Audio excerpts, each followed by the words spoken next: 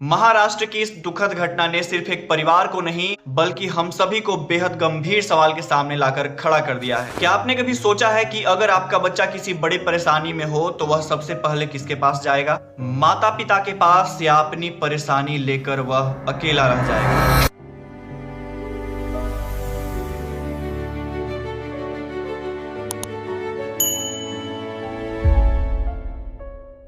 क्या हम अपने बच्चों के साथ रिश्ता बना पा रहे हैं जहां वे अपनी हर बात को बिना किसी डर से कह सकें? घटना के बाद सोशल मीडिया पर तरह तरह की टिप्पणियां देखने को मिली। कुछ लोगों ने कहा अच्छा हुआ वो लड़का मर गया, किसी ने कहा बच्चों को इतना सिर पर नहीं चढ़ाना चाहिए, और किसी ने माता पिता को ही दोष देना शुरू कर दिया। लेकिन जरा ठहरिए, किसी दुखद घटना की पूरी सच्चाई जाने बिना किसी की मौत पर खुशी जताना क्या वाकई उचित बात है? इस घटना को 3 नजरिया से देखा जा सकता है। पहला नजरिया है भावात्मक नजरिया।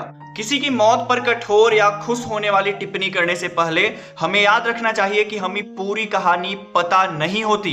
एक परिवार ने क्या झेला, उस बच्चे के मन में क्या चल रहा था उस समय, परिस्थितियां कैसी थी, इन सब की जानकारी के बिना फैसला सुनाना शायद इंसानियत नहीं है। दूसरा नजरिया है नैतिक दृष्टिकोण का। भारतीय विचार परंपरा में करुणा और विवेक को बहुत महत्व दिया गया है। गलती हुई तो उसकी आलोचना कीजिए, माता पिता के फैसले पर सवाल उठाइए, पेरेंटिंग पर बहस कीजिए, लेकिन किसी की मौत पर खुशी मनाना शायद हमें अपने शब्दों पर थोड़ा सा ठहर कर सोचना चाहिए।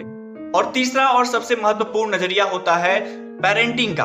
बच्चों की हर इच्छा पूरी कर देना अच्छी पेरेंटिंग की निशानी नहीं है, लेकिन हर बात पर डांटना, डराना या उनकी भावनाओं को महत्व ना देना भी अच्छी पेरेंटिंग का निशानी नहीं है।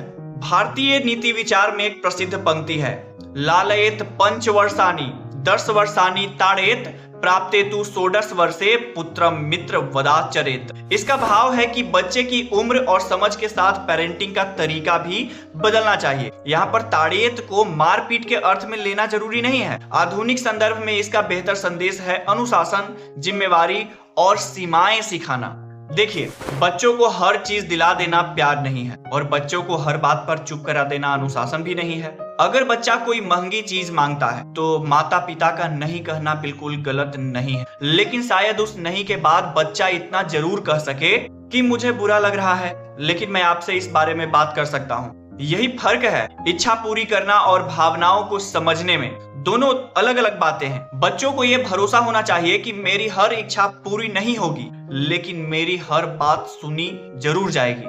क्योंकि बच्चों को सिर्फ मोबाइल, आईफोन, खिलौना या सुविधाएं नहीं चाहिए होती है, उसे एक ऐसा सुरक्षित रिश्ता भी चाहिए होता है जहां वह अपनी गलती, असफलता, गुस्सा, डर, इच्छा और परेशानी सब कुछ अपने माता पिता से कह सके।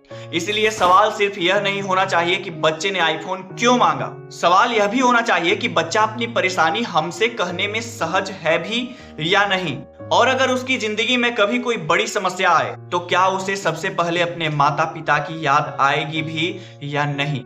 इसीलिए ऐसी दुखद घटनाओं के बाद हमारा सबसे पहला जो काम होना चाहिए वो दोषी ढूंढना नहीं होना चाहिए। हमें यह भी सोचना चाहिए कि भविष्य में ऐसी घटनाएं कैसे कम हो, क्योंकि अच्छी पेरेंटिंग का मतलब बच्चों की हर इच्छा पूरी करना नहीं है। अच्छी पेरेंटिंग का मतलब है उन्हें इतना सुरक्षित महसूस कराना कि जब जिंदगी उन्हें तोड़ने लगे तो सबसे पहले अपने माता पिता के पास लौट कर आकर कह सके कि आपसे एक बात कहनी है। अब आप बताइए, क्या आज के बच्चों को अनुशासन से ज्यादा संवाद की जरूरत है या दोनों के संतुलन का? अपनी राय हमें कमेंट सेक्शन में जरूर बताइए। मिलते हैं अगली वीडियो में। धन्यवाद।